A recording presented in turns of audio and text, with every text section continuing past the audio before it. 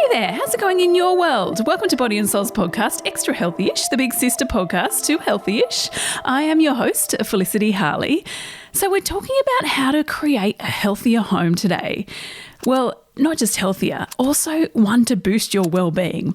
I mean, it's no secret that our environments can have a direct impact on our well-being. So why don't we spend more time designing and decorating a home to enrich us on a deeper psychological level? Yes. Are you up for giving your home a wellness makeover? And by that, I mean not just buying a few extra plants and sticking them here and there. I mean really looking at what you've got in your home and whether it is, well, enriching your well-being. Liz Linforth is one of the founders and head interior designers at Conscious Cribs, and she's here today to talk about non-toxic, sustainable and health-boosting interior design. Basically, how to give your home a makeover to increase and safeguard your well-being.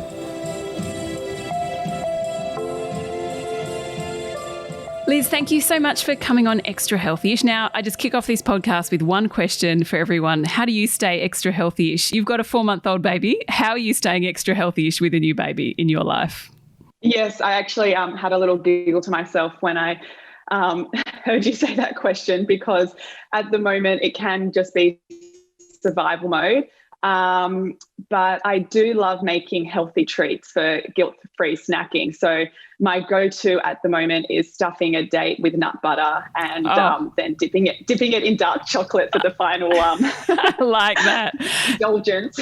I know. I actually love that answer because no one has said that, and that is awesome. So I'm glad that is, bringing you joy. Yeah, absolutely. And, it's not like eating a piece of processed cake so you don't have the guilt afterwards. That's how I justify it all. Yeah, absolutely. Now, we're also talking about other joys, our home. And we're talking about well-being and especially when you're in your space. So just talk to me quickly. We did cover this in Healthy-ish. What impact can the space we live have on our well-being? Yeah, so we believe really the home environment has a huge impact on your well-being, though it's probably an element that's often overlooked when we do have these conversations about wellness. I think everyone's pretty clued on about eating well, exercising, even meditation. But now the home isn't really just where we start and end our days, but it's also where we're spending our entire days thanks to COVID and, working from home. So when we break this down, we actually really need to consider things like the quality of air that we're breathing. Are there hidden toxins in our paints or in our carpets? The effects lighting has on our hormones, and even to the chemicals that we might be absorbing from lying on our lounge or our mattress. So, I mean, everyone's idea, one thing, when I was writing your questions, I was talking to my husband who was sitting next to me, because we're both working from home, and we were talking about, ideas of well-being and living spaces and the fact that different people have different ideas of what well-being means to them. Like, for someone it might mean a minimalist approach, less clutter. For someone else it might mean, oh no, but I have to have all my trophies up. And so how do we navigate this when when ideas of well-being are perhaps different? How can we manage them to create, I suppose, the perfect wellness space? Yeah, it's such a great question because you're right. We are all juggling, partners or housemates. And everyone does have a different idea of well-being, and everyone has a different idea of what aesthetically looks good as well. So it can sometimes be a bit of a juggle, but I think the key here is to really understand what is really important to each person within the home. So, for example, in our house, my husband is just addicted to the sofa on the weekends watching sport. That's his thing. Mine too. So probably like many others, yeah. So when we went to buy our sofa, I narrowed it down to 3 that I knew would work functionally within the space. And aesthetically, I would be really happy when I saw it each time I walked into the living room. But ultimately, I let him make the final decision as, lying on the sofa, relaxing is his happy place. So I would say decisions within parameters is the key to a balanced family and home. I like that. I just had to get that question out of the way because it just kept coming up when we were talking. I was like, well, what does wellness mean to you in the home and what does it mean to me? So let's talk about, creating a well space. Let's start with colours. What colours should we perhaps play with, and what colours should we avoid if we want to feel more well in our space? Look, the colours that we choose to either paint our walls or surround ourselves in with artwork are really important, as they do actually influence our consciousness and how we interact with people in different spaces. So it's something that's really worth considering and also doing right. When we approach designs ourselves, we actually look at the science behind this, so colour psychology, and then also world teachings like feng shui. So if I can give you an example, say with the bedroom, colour psychology here recommends things like calming ocean tones. So think your kind of muted greens and blues, whereas feng shui actually recommends skin tones. So that's really anything from your dark browns to your whites. So different schools of thoughts here, but they both work. Personally, I really like the feng shui approach for the bedroom because, the bedroom, we really want to create this warm cocoon-like space. So I think those warm neutrals are perfect for this space. Essentially we want to think about each room of the house. What are the activities that are going on there? And whether the colour that we're choosing is supporting or detracting from those activities. Yeah, I like that. And also what colours you like. Like yellow might make you happy, or you might hate yellow because you're like, it's so screamy and loud. And so I think that's a good point. Work out what works for you. Now, talk about lighting. What role does lighting play in the home and creating a well home?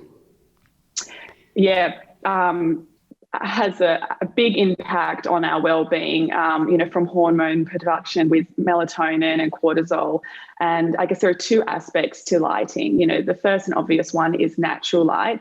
And we really want to try and maximise that in our home. So I would say that would be crucial step one, bring as much natural lighting in as possible.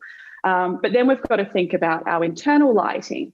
And the idea here is to actually layer it. So again, we want to mimic or refer to nature. So when the sun is setting, we really want to mimic that warm and ambient lighting. So think of things like turning on lamps, wall sconces, or even beeswax candles, and actually turning off your overhead ceiling lights. I guess for those who are more technically minded that are listening, I would recommend picking a globe that has a warmth level of 2700. Again, it's bringing it back to nature. If you think about you curling up in your bed at night, do you want to be surrounded by a warm glow, or would you prefer to have, a sterile bright white light on? It's not going to support a restful night's sleep, the second option. Stay with us. We will be back in just a moment. And what about if you're in an apartment living in the city and you don't have much light? Is it just about adding more lights into your space to make it a bit brighter? Yeah, I think that's probably a trap that a lot of people get into, is that they may not have a lot of natural light, and so they think, I need a lot of bright white lights to mimic that. And look, while that can be practical for particular tasks like working at your desk or doing your makeup, it's really not great for our hormone production for the rest of the day. So I would actually recommend, rather than going for really bright white light, again, supplementing it with other lighting. So table lamps, floor lamps, candles, things that are portable, having those warm globes installed in them. And so you can create that really nice ambience within your home.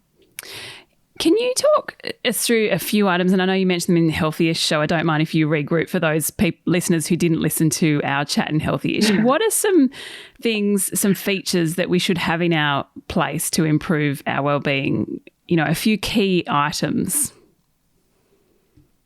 Yeah. Look, I guess furniture and plants are probably the go-to when we're thinking about wellness in the home. And when you are selecting, furniture for your space, the number one rule is that it has to work within your space. So again, not just getting something because you saw it on Instagram or Pinterest. And so that actually means, correctly measuring your space and ensuring that you have enough circulation. Because as you can imagine, if you're squeezing past an item of furniture every day, that's just going to cause a constant annoyance and stress in your life. And then the next part is really taking time to select good quality pieces.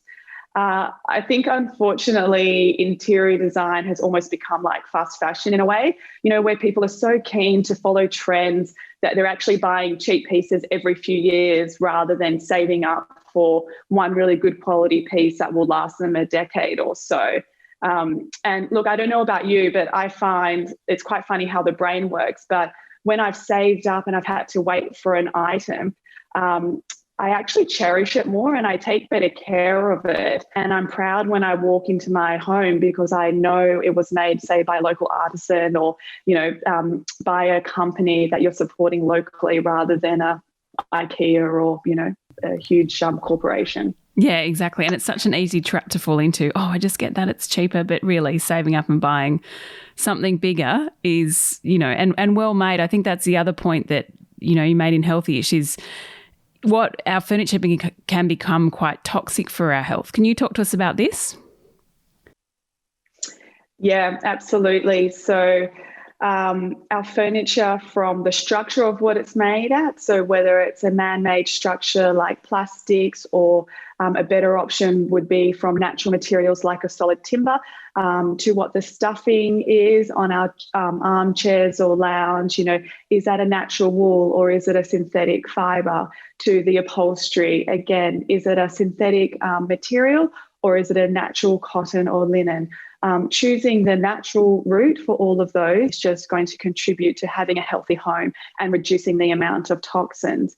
One of the great things about natural materials like wool is that they're already a natural, fire retardant, for example. So it then doesn't have to get sprayed with extra chemicals like the synthetic does. So there's all these flow-on effects based on the decisions that you make. And again, all I would say is try and opt for natural materials, buy a local company, and you're off to a flying start for your home. Yeah, I like that. Are there any other tips you can give us for creating a healthier home?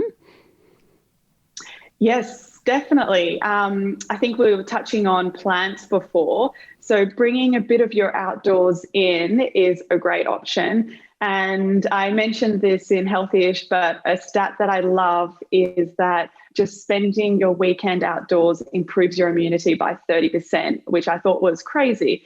I guess we're human beings, we're derived from nature, so it does make sense. But we kind of say, why do you need to save it up for a weekend away? Let's be more preventative for our health, bring nature in and plants into our home.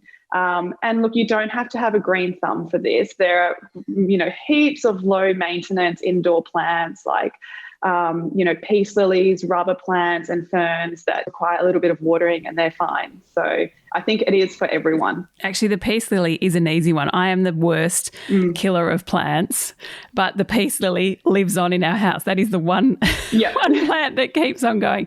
Just quickly, this is a really interesting area, I think, of wellness and health and wellbeing is interior design and mixing it with, health and wellbeing. How did you come to mix the two and have an interest in this and build your business based on this? Interesting question.